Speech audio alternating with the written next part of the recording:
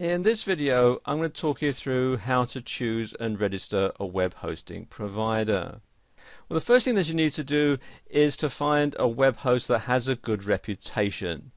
And to do that, you want to ask around, you want to look on marketing forums and web design forums and that sort of thing. And just simply ask around for recommendations, and people who have used a particular web hosting company and are happy with it will come forward and say, yes, you should go with this particular company.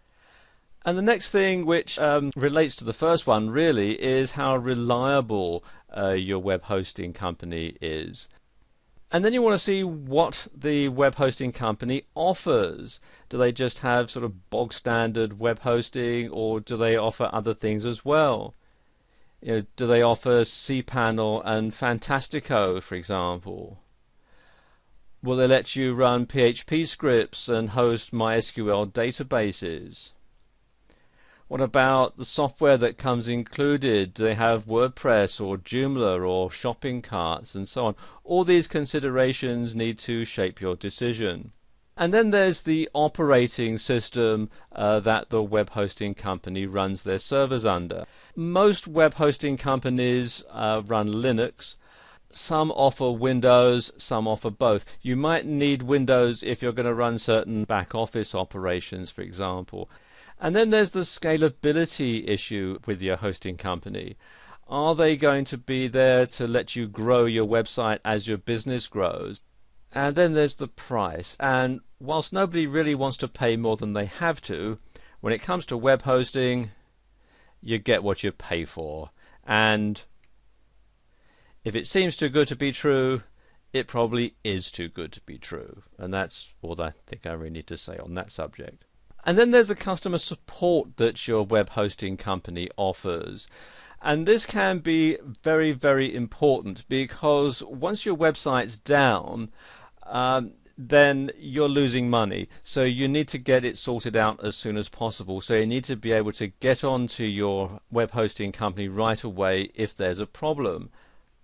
So does your web hosting company offer 24-hour live chat, for example, so you can communicate with someone any time of the day or night? Do they have a toll-free number so that you can call them and speak to a real person and sort out the issue? Or do they just have an email help desk where you submit a ticket and they get round to answering it when they feel like it? All these sort of things had to be taken into consideration.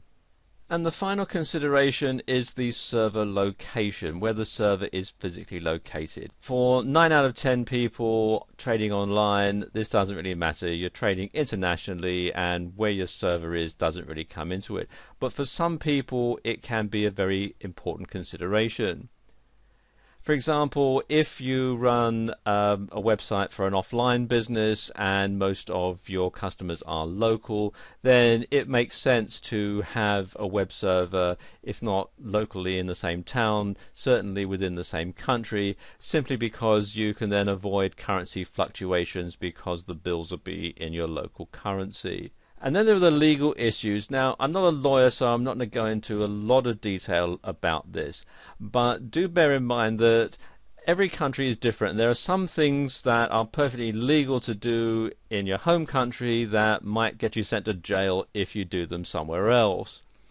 Now, if you have your web hosting in a different country to the one where you live or where your business is based, you need to make sure that your website complies with the laws in both countries. Now, for most people, this isn't an issue at all. But if your website is on what might be considered a contentious subject, for example, you have an online gaming site or an adult website, or you sell products that are regulated like alcohol or pharmaceuticals, or even if you're selling a product that's based on public domain content, copyright laws are different in different countries. So you have to take these into consideration. So if you are in any doubt as to whether the legality of what you're doing in the country where your website is hosted is different from what you are at home, then the best thing to do is to have a web host in your home country, and you could even go so far as to have your domain registration and credit card processing all in your same country as well, because then it just falls under one jurisdiction, and that's not legal advice, it's just common sense.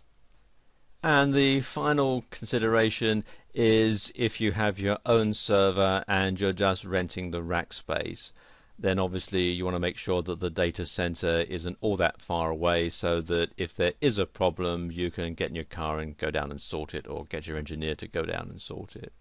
So like I say, for 9 out of 10 people watching this video, location isn't going to be a problem, but if you're the 1 in 10 person, then it's something that you need to consider very carefully.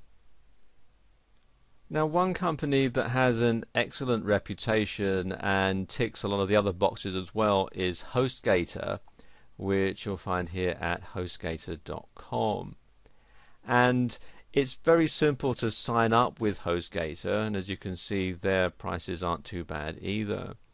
What you do is come down to where it says View Web Hosting Plans, and it takes you to this page, and you can see the different hosting plans and also what you get with them. For example, they've got cPanel and MySQL databases and software like Joomla and WordPress and so on. So let's say I'm just starting out and I decide I want to go with their so-called hatchling plan, which you can find here. All you have to do is click on the Order Now button.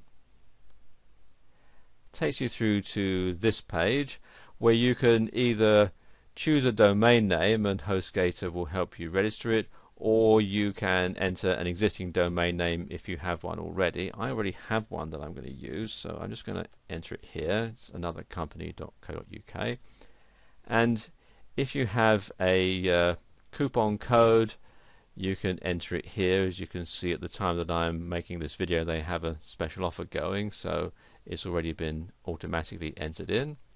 And then click to step 2, and this is basically where I put in all the billing information, the username and the security PIN number, and then I enter all my credit card information and so on, and then read the terms and conditions, of course, and then click on the button here to create my account. And what will happen next is HostGator will set this up for me, and then they'll send me an email which will have the name servers listed, and then what I'll do is change the name servers on my domain registrar so that they point to HostGator, and that's it. After, it can be up to an hour or so to get it all set up, but then I can simply log on to my website, log into my cPanel, start uploading all the data that I want to have on my website, and hey presto, I'm in business. It's that simple.